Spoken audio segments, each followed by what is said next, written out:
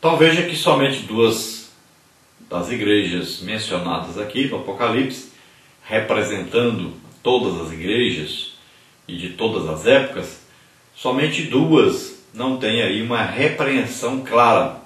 Todas recebem aí elogio, menos a última, a igreja de Laodiceia, que só recebe repreensão. Então todas têm coisas boas, coisas ruins, todas recebem elogios e repreensão. E somente duas aí não recebem repreensão e somente uma não tem nenhum tipo de elogio. Vamos ver aí nossa introdução, que diz o seguinte: Filadélfia não era tão importante quanto Éfeso, nem tão rica como Laodiceia. No entanto, possui um amor que tirava forças da fraqueza, e de sua pobreza temporal extraía bens eternos para enriquecer o mundo. Se a igreja em Filadélfia tinha algum segredo, era o amor que ela santificava a Cristo. A uma igreja amante como Filadélfia, o amado abre uma porta que ninguém poderia fechar.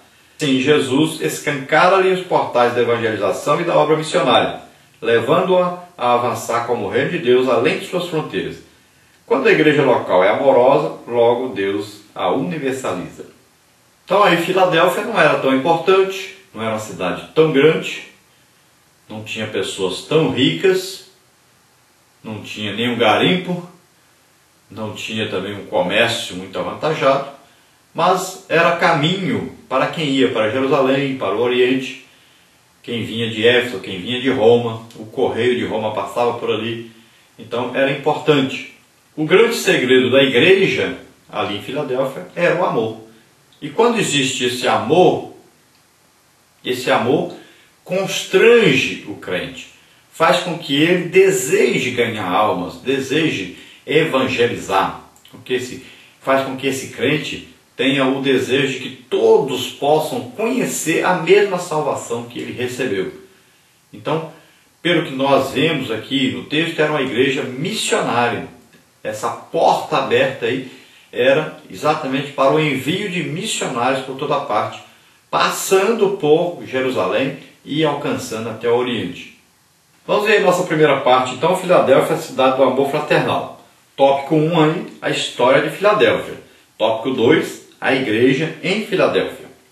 Vamos ver então o tópico 1, a história de Filadélfia. Filadélfia foi estabelecida pelo rei Átalos Filadelfos II de Pérgamo em 189 a.C. Ao construir a cidade, tinha como objetivo helenizar a região, que até aquela época usava como língua comum o gálico. O território da bíblica Filadélfia é ocupado hoje pela cidade turca de Alaçaí, situada a 130 quilômetros ao leste de Esmirna. Então a cidade foi fundada por Átalos e o objetivo dele, ao fundar essa cidade, era colocar essa cidade como uma divulgadora do helenismo, da cultura grega, por todo o mundo ali, tanto na Europa como em todo o Oriente. Então ele queria atingir Jerusalém, queria atingir ali todas aquelas cidades além de Jerusalém, inclusive chegando até onde hoje é o Iraque. Toda aquela região ali seria atingida com o helenismo. Então, dentro da cultura grega existia principalmente uma adoração a vários deuses, e nesta cidade de Filadélfia existiam ali vários deuses, várias estátuas, e dentro da cultura grega também existia uma libertinagem muito grande, e existiam aqueles que viviam da filosofia, do gnosticismo, como era o caso dos judeus que fundaram ali uma sinagoga e pregavam abertamente o gnosticismo. E Jesus chamou aqueles judeus ali, disse que a casa que eles abriram, a sinagoga, não era a sinagoga de Deus, não era a casa de Deus, na verdade era uma casa de Satanás, para divulgar doutrinas satânicas e não a palavra de Deus.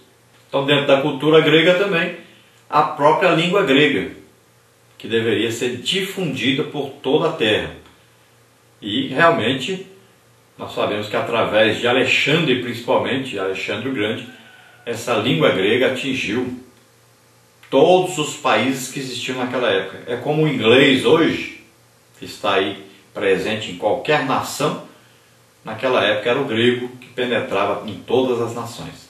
Bom, então, essa cidade Se você hoje procurar por essa cidade, você vai achar aí essa cidade com esse nome, Alaçaí, que é uma cidade situada a 130 quilômetros ao leste de Esmirna, que está aí na Turquia, país Turquia. É um país islâmico. Número 2 é a igreja em Filadélfia. A semelhança das demais igrejas da Ásia Menor, Filadélfia também foi estabelecida ou pelo apóstolo Paulo ou por algum membro de sua equipe. Atos 19:10. Poucas informações temos dessa congregação que passaria à história como a igreja do amor fraternal. A esta igreja endereçou o Senhor Jesus uma carta carinhosa e terna. Então não sabemos assim claramente quem abriu a igreja e quem era o anjo dessa igreja, podendo aí ser até Silas, mas pelo contexto mais propriamente poderia ser Gaio.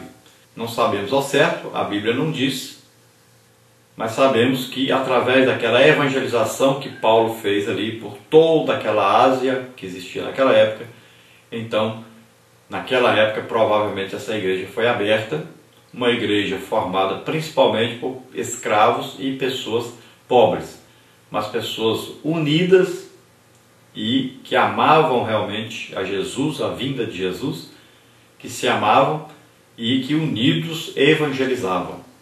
Parte 2 aí é a identificação do missivista. Tópico 1, Jesus, o Santo de Deus. Tópico 2, verdadeiro. Tópico 3, a chave da casa de Davi. Então, ao anjo da igreja em Filadélfia, apresenta-se o Senhor Jesus como aquele que é santo e verdadeiro. Apocalipse 3:7.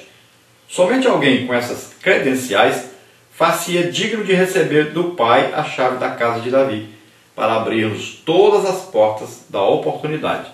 Isaías 22:22. Então, como na cidade não havia nenhuma santidade do povo, o povo vivia na idolatria, o povo vivia na prostituição, no adultério, como era próprio da cultura helênica, então, a este povo, Jesus se apresenta como santo. A esse povo que vivia na mentira, que propagavam a cultura helênica, apesar de não serem gregos, a este povo, Jesus disse: eu sou verdade, eu sou verdadeiro.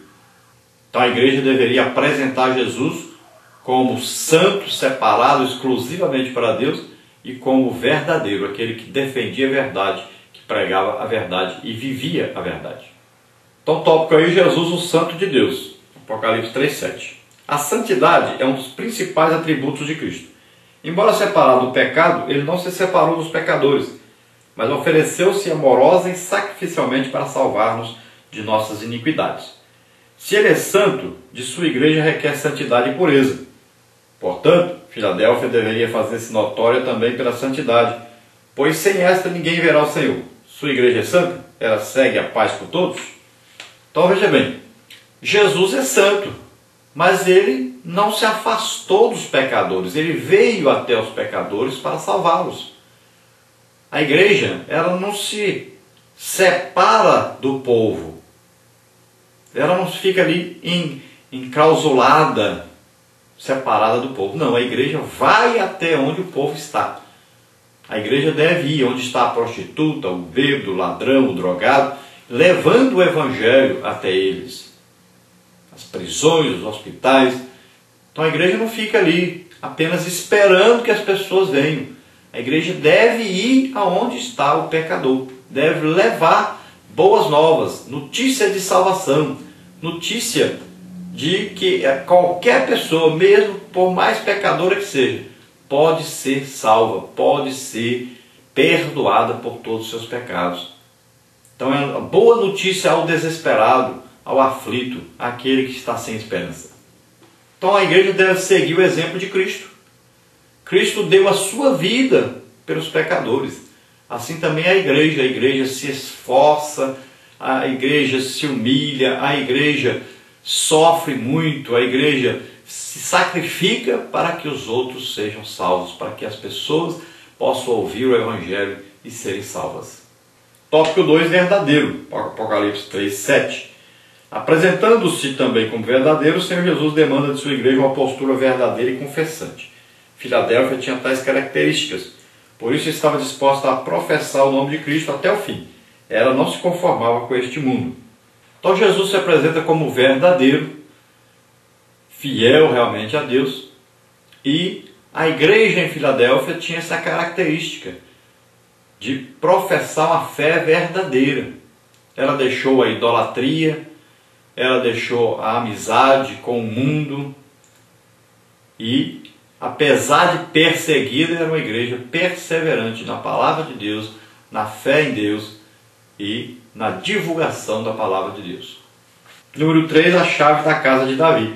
Jesus é o representante mais autorizado da casa de Davi, pois somente ele reuniu as condições necessárias para exercer o tríplice ministério messiânico: profeta, sacerdote e rei. Salmo 110, de 1 a 7. Dessa forma ficou ao seu encargo a chave da casa de Davi, que no Antigo Testamento fora confiada a Eliaquim. Veja Isaías 22, 22 e 25. Apresentando-se assim a Filadélfia, ele deixa bem claro que na expansão do reino de Deus nenhuma porta haverá de prevalecer contra a igreja, porque ele as abrirá. Mateus 16, de 13 a 19. Portanto, se nos dispusermos a alcançar os confins da terra, certamente seremos bem-sucedidos. O que estamos esperando? Aleluia! Não há portas fechadas aos que se dispõem a ganhar o mundo para Cristo. Então Jesus é o representante máximo da casa de Davi, porque ele nasceu da descendência de Davi.